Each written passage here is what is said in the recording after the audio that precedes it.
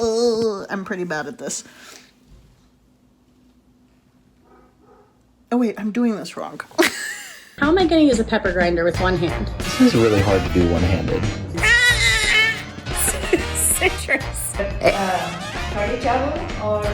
Hey everyone. Sorry, I've been alone all day. I'm trying to do this all the way through. Edit this out if you want. I don't care. Hi, I'm Becky. I'm the social editor at the New York Times Cooking. I'm here with my mom. And the pantry staple we're using the most this week is... You guys ever heard of all-purpose flour? Here's what we made today. It's Melissa's Campari olive oil cake. The freezer is where all the baked goods live. Here, we're gonna pull them out to show you. Basically, all we do when we're stuck at home is do baking projects. I'm vlogging. Oh, sorry. Hi, I'm Melissa Clarke, and my favorite pantry staple, canned and jarred fish. Anchovies, sardines, tuna, and I use them for pasta, is my #1 favorite thing for canned fish, and also for toasts. Anchovy and sardine toasts, they are my go-to. Delicious, simple, nutritious, and shelf-stable. Hi, I'm Vaughn. One of the things that I do always have on hand is frozen bread. I always slice it up beforehand and stick it in the freezer.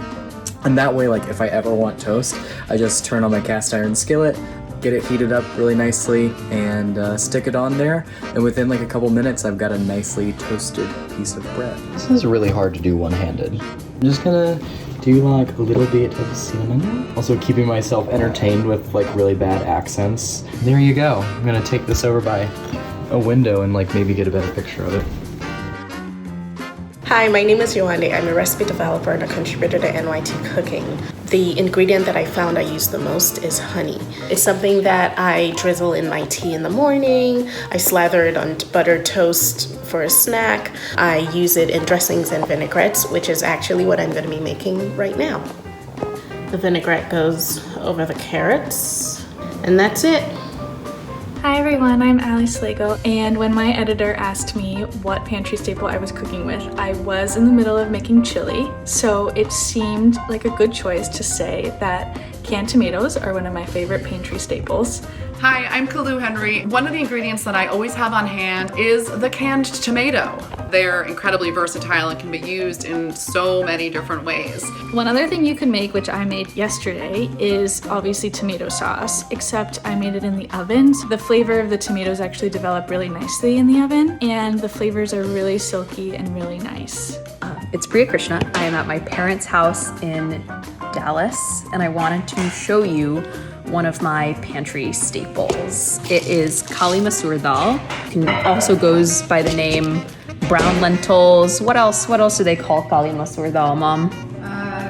Yeah, I think kali masoor dal, chilke wali masoor. Okay, yeah. Makes a nice dal to eat over rice. You can also blend up the cooked lentils with some herbs, olive oil, cheese, make a nice little lentil dip. They're just very, very versatile. Yeah, hope everyone's staying safe and healthy. Hi, my name is Lex. My favorite pantry ingredient would be pickled onions. They're super easy to make. Salt, sugar, vinegar, and water. Pour that over the sliced onions to mellow them out a little bit. Refrigerate it, and you can use the mixture to perk up everything from pasta to salad, grilled meats, grilled vegetables, even grilled cheese. Hi, my name is Gina. My one pantry staple is cassava bread. My mom is here helping me. Add some olive oil, pour some salt, put this in the oven, crank it up. I'm gonna make some coffee to go with this, and then that's gonna be my afternoon snack. Hi, I'm G McDowell, and I'm here to talk about one of my favorite pantry ingredients, brown sugar. I love brown sugar, obviously, for tons of baking projects, but it's also really great for a lot of kitchen applications. You can use it a little bit in a vinaigrette or a sauce. You can use it to help get kind of a crispy crust on meat, and of course you can use it to candy things, which is a delight. I'm actually going to use some brown sugar and black pepper to candy some bacon right now.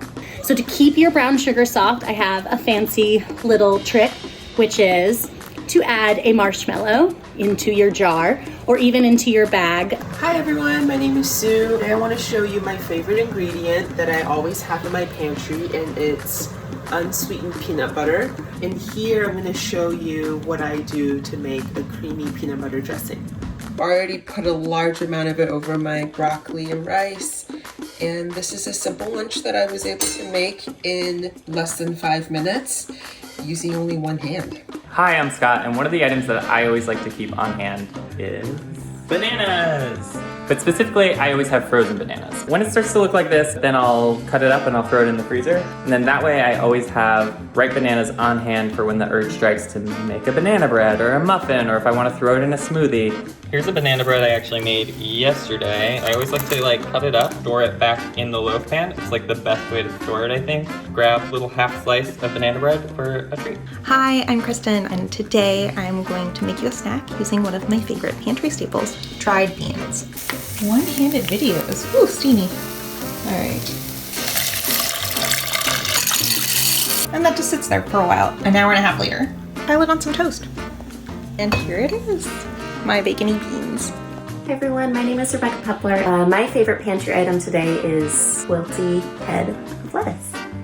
A wilty head of lettuce made into a salad is not my form of comfort cooking, and so I'm gonna make it into something that actually feels comforting to me, which is fried rice. They kind of take on the flavor of whatever you put in the dish, and so I've got garlic and ginger and soy and rice wine vinegar, and eventually I'll put some hot sauce on top. I like to serve mine with a fried egg. This fried egg got a little away from me, but still looks delicious and I can't wait to eat it. Hi, I'm Margo Lasky. I have a lot of favorite pantry items, but I've discovered that I really love having an ingredient that's actually not very sexy, but is actually really useful, and I've found so in the last couple of days, and that is bulgur.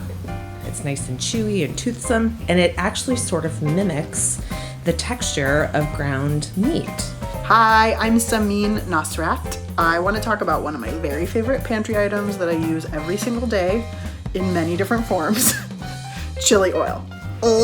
I'm pretty bad at this. Two of my favorites, the chili oil crunch and Szechuan chili crisp. It's so good on top of scrambled eggs. Yeah, I don't know, they just make every meal better at my house. I'm wishing everyone happy cooking. Hi, I'm Emily. I'm an editor at NYT Cooking. This is Penny, working from home. She is strapped to me so that I have 2 free hands. Okay, so the pantry ingredient that I am enjoying using right now is citrus. Specifically, the zest. Zest a little bit of lemon and then put salt and a little olive oil, and it just kind of brightens it and makes it feel special, even though it's not that special. Actually, you know what? It is special. My name's Allison Drummond, and my favorite pantry staple is not what I bet you think it is. Okay, it is anchovies, but I'm not gonna say that because I feel like that's too predictable. Instead, I'm gonna use something that's anchovy adjacent. I'm gonna talk about tomato paste. Tomato paste is a super versatile condiment that is shelf stable. You can find it at pretty much any grocery store. My bodega sells it. Great, obviously, in things like pasta. It's also really great when you don't even really want to taste tomato flavor. I feel like you could add this to the stew. Experiment a little bit. Add a little tablespoon or two when you are, cooking a recipe that you've maybe done before, you loved, or you think maybe I want a bit of acidity or sweetness or depth of flavor. I feel like go forth, experiment. It's not gonna ruin anything, I don't think. And because you bought an entire bag of marshmallows to keep your brown sugar soft, I can think of no better time than to make a microwave s'more.